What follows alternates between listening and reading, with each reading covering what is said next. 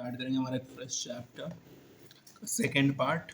ठीक है, fresh chapter का अपन सेकेंड पार्ट स्टार्ट करेंगे, जो इसमें अपन देखेंगे सर्च फॉर जेनेटिक मटेरियल्स। ठीक है, तो बच्चों यहाँ पे डिस्कवरी होता है न्यूक्लियन का फिजिक्स के द्वारा और preposition of principle of united bye Mendel, जो कि सेम टाइम में डीएनए जेनेटिक मटेरियल था बच्चों डिस्कवर्ड हुआ था 1926 में। डिटरमाइन किया था मैकेनिज्म फॉर जेनेटिक इंटेंस और किया था मॉलिक्यूलर लेवल में। प्रीवियस डिस्कवरीज जो होता था मेंडल, सूटेन और मॉर्गन ने, न्यूमरस अदर साइंटिस्ट ने नैरो किया था search of the chromosome located होगा न्यूक्लियस ऑफ मोस्ट सेल्स में, और क्या मॉलिक्यूल एक्चुअली जेनेटिक मटेरियल है, जो कि आंसर नहीं है। ट्रांसफॉर्मिंग प्रिंसिपल की बात करें बच्चों 1920 में Fetri Griffith series of experiment थे स्ट्रेप्टोकोकस जो कि रिस्पांसिबल होता है निमोनिया के लिए, उन्होंने मिरेकल्स ट्रांसमिशन किया था बैक्टीरिया में।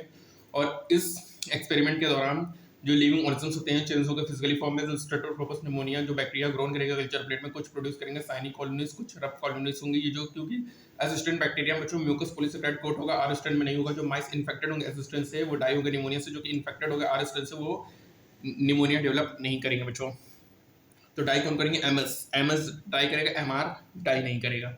देखो लाइव स्ट्रेन है, इंजर्ट करेंगे माइस में, माइस डाई करेगा, लाइव स्ट्रेन को इंजर्ट किया माइस में, माइस लाइव है। ग्रिफिथ ने एबल किया बैक्टीरिया को हीट, क्या किया उसने? हीट किया, और उन्होंने ऑब्जर्व किया जो हीट के असिस्टेंट बैक्टीरिया इंजर्ट किया माइस तो वो किल नहीं हुआ।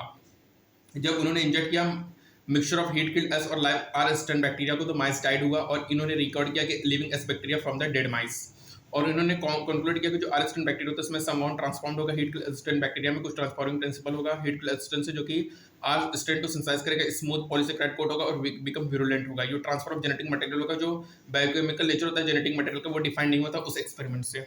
ठीक है, तो यहाँ पे लाइव असिस्टेंट इंजेक्ट करेंगे माइस में, माइस डाई है, लाइव असिस्टेंट को माइस में इंजेक्ट किया, माइस लाइव है, असिस्टेंट हीट किल्ड को इंजेक्ट किया माइस में, माइस लाइव है, assistant heat killed plus assistant live को इंजेक्ट किया माइस में, माइस डाई हो गया। अब यहाँ पे बायोकेमिकल कैरेक्टराइजेशन है ट्रांसफॉर्मिंग प्रिंसिपल का, तो बच्चों previous to work of Oswald एकेटी मैकनॉट मकाटी, तो जेनेटिक मटेरियल लोग सोचते थे प्रोटीन है, उन्होंने वर्क किया था biochemical nature of transforming principle of Griffith experiment में। उन्होंने purified biochemical protein from the heat S cells से, उन्होंने देखा कि ट्रांसफॉर्म हो रहा है लाइव सेल्स में एस सेल्स में, उन्होंने देखा कि DNA alone from S bacteria जो कि ट्रांसफॉर्म्ड हो रहा है। उन्होंने डिस्कवर किया कि जो प्रोटीन टाइसिंग एंजाइम से प्रोड्यूस और इनहिबिटिंग एंजाइम्स आरएनएस वो ट्रांसफॉर्मेशन को अफेक्ट नहीं कर रहा है, तो ट्रांसफॉर्मिंग सब्सटेंस ना ही तो प्रोटीन होगा ना ही आरएनए होगा। जो डाइजेशन में डीएनए से बच्चों उन्होंने ट्रांसफॉर्मेशन को इनहिबिट किया और सजेस्ट किया कि डीएनए कॉज ट्रांसफॉर्मेशन होता है, उन्होंने कंक्लूड किया कि डीएनए हेरिडिटरी मटेरियल होगा, लेकिन सभी बायोलॉजिस्ट कन्विंस नहीं हुए। अब यहाँ बच्चों क्वेश्चन पूछा है क्या डिफरेंस होता है डीएनएस और डीएनएस में, तो डीएनएस होता है बच्चों मिनी डीएनए, डीएनएस होता है डाइजेस्ट डीएनए। अब जेनेटिक मटेरियल की बात करेंगे तो अनइक्वल प्रूफ है कि डीएनएस जेनेटिक मटेरियल है, ये हुआ था अल्फ्रेड हर्शले एंड चेस एक्सपेरिमेंट से, उन्होंने वर्क किया था वायरसेस को जो कि इन्फेक्ट करेगा बैक्टीरिया, इसको अपन बैक्टीरियोफेज कहेंगे। जो बैक्टीरियोफेज होता है बच्चों अटैच होगा बैक्टीरिया से, उसके जेनेटिक मटेरियल इंटर करेंगे बैक्टीरियल सेल्स में, और जो बैक्टीरियल सेल्स है वो ट्रीट्स करेंगे वायरस जेनेटिक मटेरियल को अपनी तरह, और वहां पे मैन्युफैक्चर करेंगे मोर वायरस पार्टिकल्स को।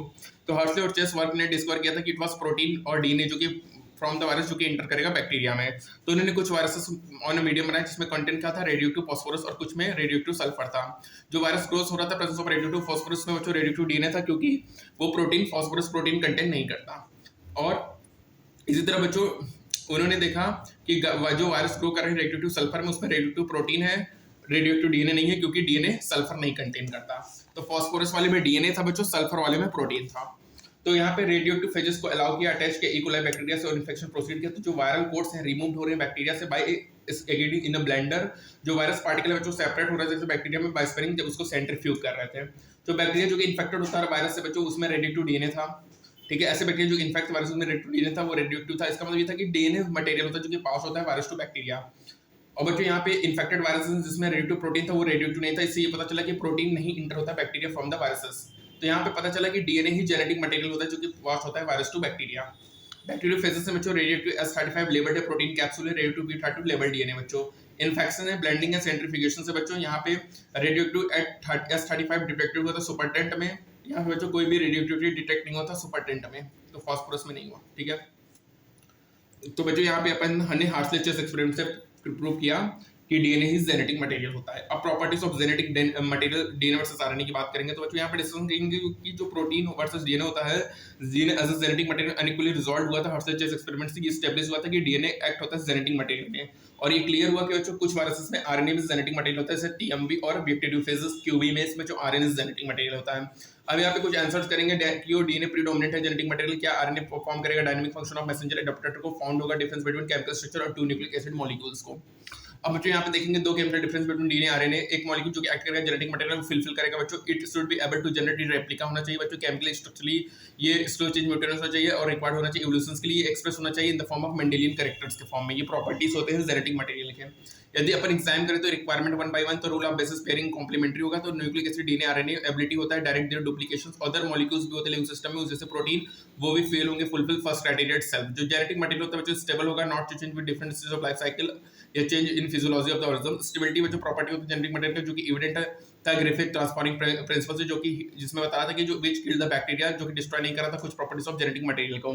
इसको इजीली एक्सपेंड करेंगे लाइट ऑफ डीएनए, जो कि two stand of being complementary होगा, हीटिंग होगा with when appropriate condition provided होगा। दो ओएच ग्रुप प्रेजेंट होगा एवरी न्यूक्लियोटाइड इन आरएनए, जो कि रिएक्टिव ग्रुप होगा और वो आरएनए को लेबाइलर और इजीली डिग्रेडेबल करेंगे, और आरएनए कैटालिटिक होगा और रिएक्टिव होगा, डीएनए केमिकली लेस रिएक्टिव होगा और स्ट्रक्चरली मोर स्टेबल होगा।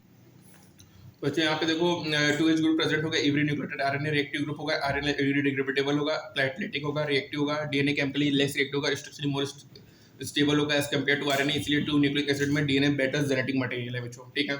और इनफैक्ट जो प्रेजेंस ऑफ थायमिन होगा at the place of uracil, ये भी कंफर्म करेगा स्टेबिलिटी ऑफ डीएनए को, ठीक है। बोथ डीएनए आरएनए एबल करेगा म्यूटेट, आरएनए बीइंग अनस्टेबल होगा म्यूटेट होगा फास्टर रेट से, और वायरसेस जिसमें आरएनए जीनोम होगा उसमें शॉर्ट लाइफ स्पैन होगा, म्यूटेट होगा फास्टर। आरएनए बच्चों डायरेक्टली कोड करेगा सिंथेसिस ऑफ प्रोटीन में, स्पेस करेगा कैरेक्टर को, डीएनए डिपेंडेंट होगा RNA for synthesis of protein को, जो प्रोटीन सिंथेसिस मैकेनिज्म होगा इवॉल्व होगा अराउंड आरएनए, जो एबो डिस्कसर इंडिकेट करेगा बोथ आरएनए और डीएनए एक्स function as a genetic material. और डीएनए जो होता है बच्चों वो स्टोरेज के लिए होता है, ट्रांसमिशन के लिए आरएनए बेटर होगा। तो स्टोरेज के लिए जेनेटिक मटेरियल को डीएनए बेटर होगा, ट्रांसमिशन के लिए कौन बेटर होता है बच्चों, आरएनए बेटर होता है, ठीक है। और याद रखिएगा बच्चों कि बोथ डीएनए और आरएनए दोनों ही म्यूटेट होंगे, आरएनए बीइंग अनस्टेबल होता है वो तो फास्टर म्यूटेट होगा, ठीक है। वायरसेस में क्या होगा, आरएनए जीनोम होगा, शॉर्ट लाइफ स्पेन होगा और इवॉल्व म्यूटेट फास्ट करेगा बच्चों, ठीक है। तो एडिशनल स्टेबिलिटी को डीएनए प्रोवाइड करेगा, प्रेजेंस ऑफ थायमिन होगा बच्चों। स्टोरेज के लिए कौन बेटर है, डीएनए बच्चों, ट्रांसमिशन के लिए आरएनए बेटर है। अब बात करेंगे आरएनए वर्ल्ड के बारे में बच्चों, तो फॉलोइंग डिस्कशन होगा बच्चों, यहाँ पे एविडेंट होगा कि कौन फर्स्ट जेनेटिक मटेरियल, इसको डिस्कस करेंगे केमिकल इवोल्यूशंस में। अब यहाँ पे देखो आरएनए फर्स्ट जेनेटिक मटेरियल था, ये कुछ एविडेंस है जो कि सच होता है कि इसे लाइफ प्रोसेस से मेटाबॉलिज्म ट्रांसलेशन स्प्लाइसिंग इवॉल्व हुआ था अराउंड आरएनए।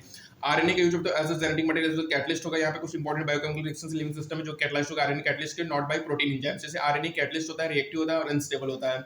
डीएनए इवॉल्व होता है आरएनए से, जो इसमें केमिकल मॉडिफिकेशन जो कि जिसकी वजह से मोर स्टेबल होता है। डीएनए डबल स्ट्रैंडेड होता है जिसमें कॉम्प्लीमेंट्री स्ट्रैंड फर्दर रेजिस्ट करेगा change by evolving a process of repair को, ठीक है बच्चों। तो याद रखिएगा फर्स्ट जेनेटिक मटेरियल हमारा आरएनए बच्चों। आरएनए का use as a genetic material as well as catalyst होगा, आरएनए बीइंग कैटलिस्ट रिएक्टिव होता है और अनस्टेबल होता है। डीएनए कहां से इवॉल्व होता है, आरएनए से, जिसमें केमिकल मॉडिफिकेशन होगा जिसकी वजह से मोर स्टेबल होगा बच्चों। डीएनए डबल स्ट्रैंडेड होता है, उसमें कॉम्प्लीमेंट्री स्ट्रैंड फर्दर चेंज करेगा by evolving the process of repair. Transmission के लिए बच्चों कौन है, आरएनए बेटर है, स्टोरेज के लिए डीएनए बेटर है, ठीक है। ये इंपॉर्टेंट है, डीएनए और आरएनए दोनों म्यूटेट होगा, आरएनए अनस्टेबल होगा, म्यूटेट फास्टर करेगा बच्चों, प्रोटीन सिंथेसिस होगा बच्चों, ठीक है। आरएनए डायरेक्टली कोड करेगा सिंथेसिस ऑफ प्रोटीन को और एक्सप्रेस करेगा कैरेक्टर्स को, ठीक है। ये होगा बच्चों। और प्रॉपर्टीज ऑफ जेनेटिक मटेरियल क्या है, it should be able to replica होना चाहिए, chemically more structurally more stable होना चाहिए, स्लो चेंज होना चाहिए और एक्सप्रेस करना चाहिए in the form of Mendelian character को। आरएनए जेनेटिक मटेरियल होता है, टीएमबी और क्यूबी बैक्टीरियोफेज, ठीक है। इन्फेक्शन ब्लेंडिंग सेंट्रीफ्यूगेशंस होगा, ठीक है। डीएनए जेनेटिक मटेरियल होगा जो पास होगा वायरस टू बैक्टीरिया, ठीक है। अनइक्वल प्रूफ किसने दिया था बच्चों, हार्टले एंड चेस एक्सपेरिमेंट में, अनइक्वल प्रूफ ऑफ डीएनए के बारे में, ठीक है। तो हार्टले चेस एक्सपेरिमेंट में डीएनए का मामला क्लियर हुआ, ठीक है। यहाँ पे देखो unequal proof DNA is a genetic material, वो हार्टले चेस ने दिया था, ठीक है। और ट्रांसफॉर्मिंग प्रिंसिपल क्या है, ओस्टेरोडाइक्रोटिक, मैकलॉट एंड मकार्टी था, ठीक है, मकार्टी थे। और ग्रिफिथ का क्या था, ट्रांसफॉर्मिंग प्रिंसिपल्स था, ठीक है। और DNA is a genetic material होता है, ठीक है। और बच्चों किसने, मेंडल ने, सुटन ने और मॉर्गन ने, तीनों ने मिलकर बताया था, उन्होंने क्रोमोसोम्स को सर्च किया था जो कि लोकेटेड होता है न्यूक्लियस ऑफ मोस्ट सेल्स में, ठीक है। तो थर्ड पार्ट अपन यहीं तक करेंगे जहाँ पे अपन ने आरएनए वर्ल्ड किया। सेकेंड पार्ट में अपन यहीं तक लेके चलेंगे, मिलते हैं नेक्स्ट टर्न में, तब तक stay tuned, thank you so much.